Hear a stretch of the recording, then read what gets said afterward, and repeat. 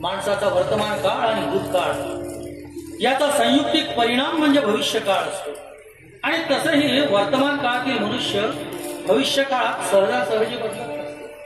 मग साहेब वाल्यामुळेचा वाल्मिकी ऋषी कसा झाला? कारण त्याला नारद भेटला. नारदाने त्याची कुंडली म्हणून त्याच्यासमोर त्याचं भविष्य सांगत बसला नाही. त्याला जीवन जगण्याचा नवा दृष्टिकोन दिला. आणि ज्या माणसाला असा नवा दृष्टिकोन मिळतो तोच मनुष्य आयुष्यात समोर जातो. अरे माणसाच्या वर्तनात बदल घडून येण्याआधी त्याच्या मनात बदल घडावा लागतो. जाऊ द्या, आमच्या बोलण्याने तुमच्यातल्या गोविंदरावाचं काही समाधान होणार नाही. काय हो, मला तुझं आश्चर्य वाटतं. तू इतकी BA झालेली, शिकलेली, आणि तू ज्योतिष शास्त्रावर विश्वास ठेवतेस. काय ग, परीक्षेला मुहूर्त काढून बसली होतीस? माझी नाही, जयेशची कुंडली दाखवते. जयेश, त्याची कुंडली दाखवायची गरजच काय? त्याची कुंडली पोलीस स्टेशन मध्ये मांडलेली आहे. तिथूनच आलोय मी आता. हा केतू जन्माला आला आणि पहिला बळी घेतला तो आपल्या आईचा, आणि आता आमचा बळी घेतोय. आमच्या घराण्याच्या इज्जतीचा बळी घेतोय. त्याची कुंडली दाखवून का आमची सुटका होणार आहे? यातून सुटण्याचा एकच मार्ग. एक तर आम्ही तरी जीव द्यायला हवा, नाही तर त्यानं तरी या घरातून कायमचं काळ तोड करायला हवं. पण साहेब, अहो मला एक सांगितलं ना, त्यांना सुधारायची. सुधारण्याच्या पलीकडे गेलाय. पाणी फार गढूळ झालं. पण साहेब, अहो गढूळ झालेलं पाणी कधी ना कधी निवळतच ना. निवडतं, पण त्याला गंगेची संगत लाभावी लागते. गटाराच्या संगतीनं व्हायला लागलं की त्याचंही गटारच होतं. मग त्यांना मी माझी संगत देणार. काय तू संगत देणार? आणि काय डोकं फिरलं काय तुझं? अगं, मिठाचा खडा दुधाच्या संगतीनं गोड होत नसतो. आळवाच्या पानावरचा पाण्याचा थेंब सुद्धा मोत्यासारखा चमकत असतो. पण पाराची संगत सुटली की तो सुद्धा मातीत मिसळतो. अगं, ज्याच्यामध्ये सद्गुणाचा लवलेशही नाही त्याला तू सद्गुणाचं आकर्षण कसं दाखवणार? आंधळ्याला प्रकाशाचं मोल कसं समजावून सांगणार? अगं, सूर्यप्रकाशात चमकायला हिरा हा हिरा असावा लागतो. हे मातीचं ढेकून कसं चमकणार? पण साहेब, अहो हिऱ्यासारख्या दिसणाऱ्या हिऱ्याला सुद्धा चमकायला पैलू पाडावेच लागतात ना. अगं, पण त्याची जात हिऱ्याची नाही. मला त्याच्यातला एक तरी सद्गुण सांगतो. तोच उमेशवर लाच मारीन तिथं पाणी काढीन अशी धमक आहे त्याच्यामध्ये. याला वठणीवर आणायला फक्त एकच मार्ग. उठता बसता हंटरनं बळवून काढायला हवं. तो जुना मार्ग झाला, पण आता नवीन मार्गाचा अवलंब करून पाहायला काय हरकत आहे? ठीक आहे, जशी तुझी इच्छा कर. कुठल्याही मार्गाचा अवलंब कर. पण एक गोष्ट लक्षात ठेव, माझ्यासारखं घोर अपयश तुझ्याही पदरात पडलं तर ती पचवण्याची ताकद सुद्धा उरात जपून ठेव. तेव्हा मात्र ढासळू नकोस, कोसळू नकोस. साहेब, मला माहितीये जयेश फार जिद्दी आहे, आणि जिद्दी माणसं आयुष्यात काहीतरी करतात, काहीतरी बनवूनच दाखवतात. हो, पण ते वाईटाच्या संख्येने वाढलीत की सर्वस्व घडून टाकतात. अगं, जमिनीत पुरलेलं सोनं सुद्धा माती खाऊन टाकतं म्हणतात. इथं तर पूर्ण दुर्गुणाची खाण भरली आहे. अशा माणसाची काय करतात?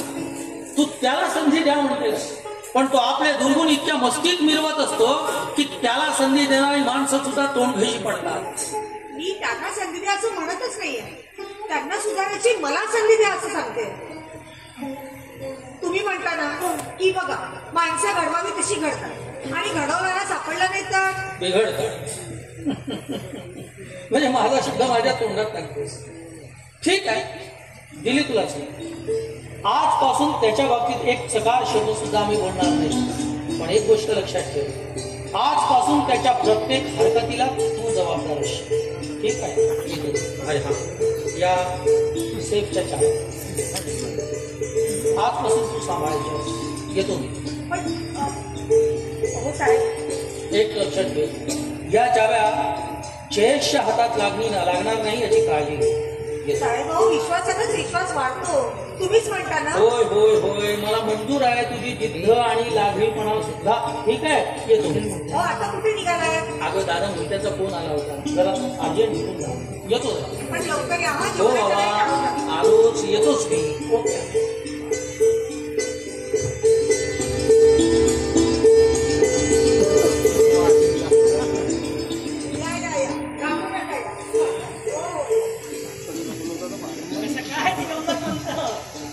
अजून काही सांगायचं आहे? ठीक आहे, एक दोन गोष्टींची काळजी घ्या वहिनीच आहे. म्हणजे आजारी पण किंवा मोठा अपघात. आणि सर्वात महत्वाचं म्हणजे स्त्री विषय काळ आणि आरोग्य. ते अजिबात शक्य नाही, कारण की आमचे जयेश म्हणजे स्त्रियांच्या बाबतीत अगदी लाजळवतो झालं. आता माझंच उदाहरण घ्या ना. आमच्या लग्नाला 6 महिने झाले, पण अगदी अलीकडेच 1-2 महिने झाले ते माझ्याशी बोलतात. नाही तर मी आली की ते गायबच होऊन जायचे. तसे असेल तर चांगलंच आहे वहिनी साहेब, पण वाईट संगतीमुळे निष्कारण आड येतात माणसाला. तसं काही घाबरण्याचं कारण नाही. फूल मातीत पडलं तर त्याला सुद्धा मातीचा वास लागतोच थोडासा. म्हणून काही मोठा फुलाचा गंध नाहीसा होत नाही वहिनी साहेब. पण काही ग्रहशांती वगैरे काही ती करायची असेल तर आपण करू. काय खर्च लागेल तर सगळं करायला तयार आहे. ग्रहांची शांती करायला हवी ती मी कधी. तुम्हाला काही उपवास नेमून देतो तेवढं का, बाकी सगळं सुव्यवस्थित सुमंत ठेवू, काही चिंता करू नका. बरं, येतो वेगळा.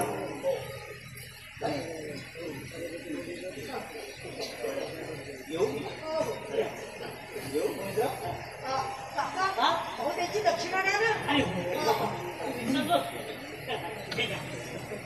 अहो, मी टाकायची तुमची दक्षिणा, पण काम लवकर सुरू करा. अहो, एवढी अमावस्या चढली की ताबडतोब सुरू करतो, काही चिंता करू नका. बरं होईल, येतो. पुन्हा भेट होता.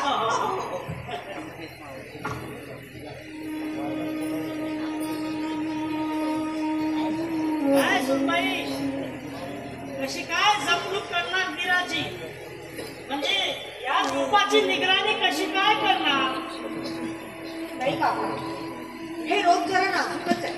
अहो, काही काही रोप अशीच असतात, त्यांना अगदी खत पाणी घालताना सुद्धा खूप विचार करावा लागतो. म्हणजे जास्त पाणी झालं की मुळं पुसतात आणि कमी झालं की रोप सुकून जातात. हो, मी सुद्धा ऐकलंय असं बिन बियांच्या झाडांबद्दल. नाही हो काका, हे बिन बियाचं झाड नाहीये. ज्या वंशाचं बीज त्यांच्या मुळाशी आहे.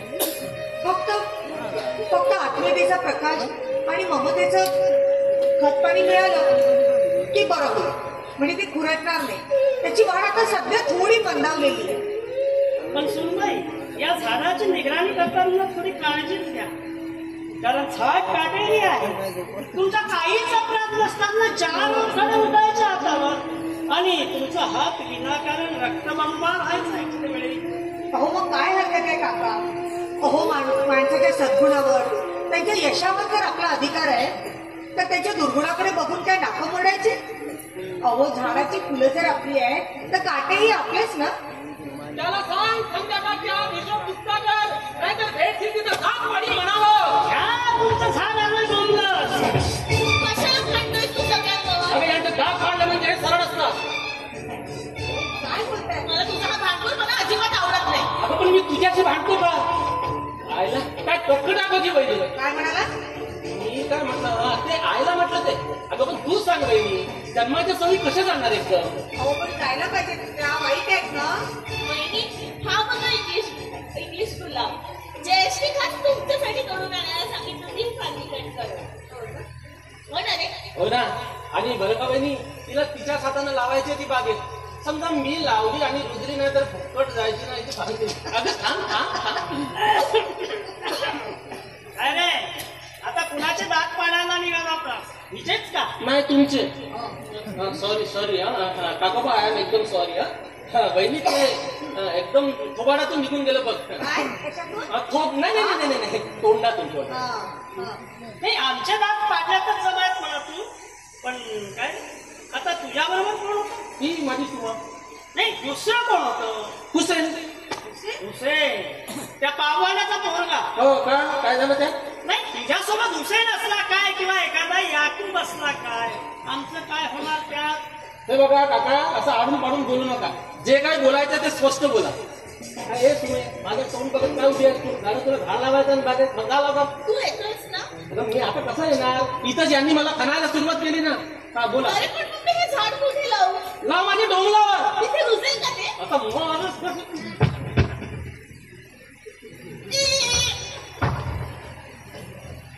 पण तुम्ही तरी अहो असं विचारलं तर राग येण्यासारखं काय आहे ते आता? पण यांच्याशी काय सरळ बोला यांना सरळ सांगायला काय झालं. ठीक आहे मग आता सरळच विचारतो.